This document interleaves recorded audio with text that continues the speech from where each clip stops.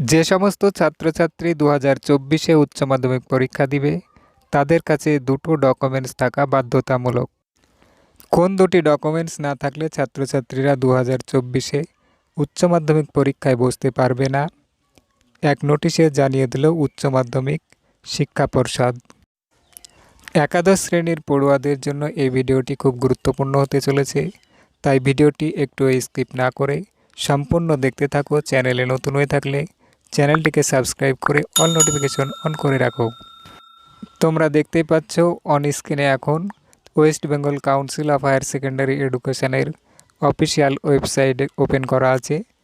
এই অফিসিয়াল ওয়েবসাইটে সব ওপরে লেখা আছে notification regarding Aadhaar card and caste certificate.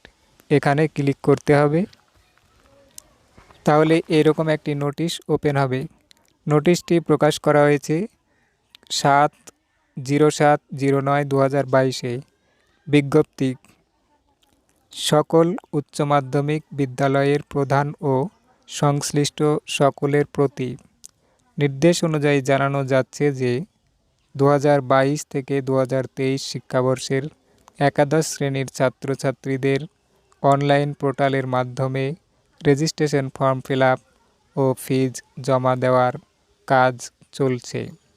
ইতিমধ্যে সংসদের গোচরে এসেছে যে বেশ কিছু ছাত্রছাত্রীর আধার কার্ড ও কাস্ট সার্টিফিকেট নেই। বিষয়টি বিবেচনা করে সংসদ নিম্নলিখিত সিদ্ধান্তগুলি গ্রহণ করেছে।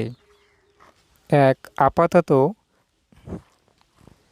আপাতত অনলাইন রেজিস্ট্রেশন ফর্মে আধার কার্ড নম্বর বাধ্যতামূলক করা হচ্ছে না, কিন্তু এইসব ছাত্রছাত্রীর এনরোলমেন্ট ফর্ম পূরণের সময় HS 2024-এ এটি বাধ্যতামূলক থাকবে। যাদের এখনও সার্টিফিকেট সংগ্রহ করা হয়নি তাদের ক্ষেত্রে বিদ্যায়নের প্রধানের ডিক্লারেশন আপাতত গ্রাহ্য করা হবে, তবে এনরোলমেন্ট ফর্ম পূরণের সময় HS 2024-এ একইভাবে কাস্ট সার্টিফিকেট বাধ্যতামূলক থাকবে। সংসদের অনলাইন পোর্টাল গত 26/08/2022 থেকে চালু হয়েছে। আপাতত শুধু রেজিস্ট্রেশন ফর্ম ও ফি এবং 11-এর এক্সামিনেশন ফি এই পোর্টালের মাধ্যমে জমা দেওয়া যাবে। অন্যান্য বিষয়গুলির ক্ষেত্রে পোর্টাল চালু করার প্রক্রিয়া চলছে। দ্রুত পরিষেবা দেওয়ার চেষ্টা করা হচ্ছে।